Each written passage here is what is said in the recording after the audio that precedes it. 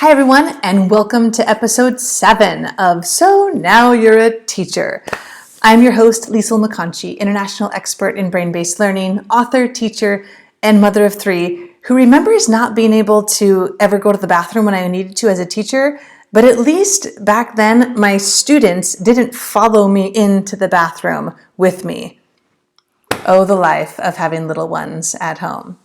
Wouldn't have it any other way, folks. All right, let's wrap up our 3rd episode here on the benefits of exercise. Our first episode, which was episode 5, focused on how exercise helps us with our stress response system. And then our last episode, episode 6, was all about how exercise improves cognition. Here we're talking about how does exercise improve our children's behavior. Now, this is extremely important at this time right now, particularly, and in general, but because our main goal, remember, is to decrease and manage any chronic stress that might be brewing in ourselves and with our children. So here's what typically happens in a stressful situation. So let's come back to my children's handy dandy, where are we? A whiteboard. So, because life is full of ups and downs, there's stressful things that happen, the ideal situation is that something happened, a life event happens, whether it's a big project at work or final exams for our children, and things get really stressful, but there comes a point where the event ends, and then our stress response reduces back to a normal level. That's what we call returning to homeostasis, and that's what we hope for. Now, when it comes to chronic stress, that's not always what happens. One response that can happen with chronic stress, and this is just one of them, one response that can happen is that the stressful event continues, and yet the body's stress response system maintains this high level of stress and high levels of cortisol that's pumping. Remember, it causes inflammation, and it can create chronic inflammation, which leads to all sorts of health problems. But what it looks like, especially in a child or an adolescent, what it looks like on the outside is when their stress response system is so high and so active, what it looks like on the outside is real defiant behavior or angry outbursts or all the things that you might label as like behavior problems. So teachers, let me talk to you for a brief moment. This is what happens when a child is experiencing chronic stress. And this happens if you work with it at a Title I school or with children who have experienced any kind of trauma or have any kind of chronic stress in their lives for a variety of reasons.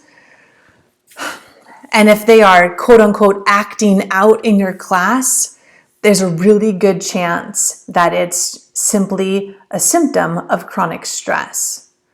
And there's a lot of strategies that can help with that we could talk about another time. Give me a call, write me an email, we can chat. But for now, we're in the middle of a global pandemic. We've got teachers and parents working together, trying to figure this out.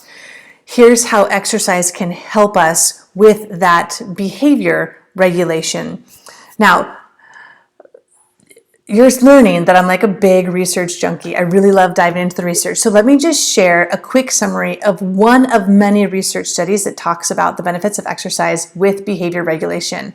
Now, keep in mind, because of my profession and what I do, I'm not going to share something with you that I found on someone's blog or some like meme or something on Pinterest. I'm only going to share information with you that I know is peer-reviewed, high quality, like gold standard research. And you can find all of the specific details either in my book or in some of the articles that I write on my website, lieslmcconchy.com. But for now, why did I grab the brain? I don't know. I found it there and I liked it. There you go. We're talking about the brain right here. How do we keep our brain healthy? So here's one study that really caught my attention. So, and this is an important study because they used for about 1,500 students. And specifically, these came from low-income schools, which means that they come with some extra challenges. So 1,500 students is a really impressive sample size for any type of research study like this. So here's what they did. There's these specific ways you can monitor people's on-task behavior, whether they're messing around, talking to their neighbor, poking someone else, goofing off, doing something they shouldn't be doing, what we would call like behavior issues. Now, they put these students in a regular physical activity program, like daily physical activity. And what happens is that after 6 weeks, the likelihood of 80% of the students reaching on-task behavior grew 7 times greater than before. They're 7 times more likely to reach that 80% threshold of on-task. I mean, being on task 100% of the time, even as adults, we don't reach that. 80% would be great. But it was 7 times higher after doing physical activity. After 12 weeks of this physical activity program, on-task behavior was 28 times more likely.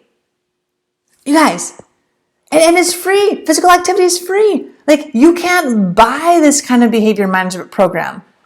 But you can get it free just by getting up and moving our bodies. And there's dozens of studies that are just like this. Kids who are emotionally dysregulated benefit by reducing certain levels of chemicals, specifically cortisol is one of them. We talked about cortisol before, how it's released in high stressful situations, and it increases, and by increasing their dopamine. So if we can reduce cortisol, increase dopamine, we'll likely start seeing better behaviors from our kids. How do we do that? Exercise is one really simple, straightforward way that we can get that. So let's recap. Exercise, physical activity, it reduces chronic stress, it improves learning, and it improves our children's behavior. And it's being cut right and left from schools. But we'll talk about that at another time. We're not going to go there for now. So for now, just continue to build these habits with your kids.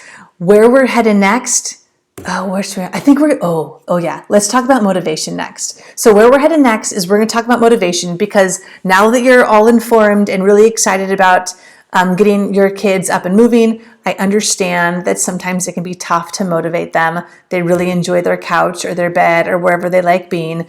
So let's talk about the science of motivation, what actually motivates the human brain to get it up and get it moving or doing whatever it is, their schoolwork, their chores, all of it. This is so incredibly important for them and their brain. So get ready for that. Until next time, take a deep breath, everyone. Oxygen is good for the brain. Hang in there.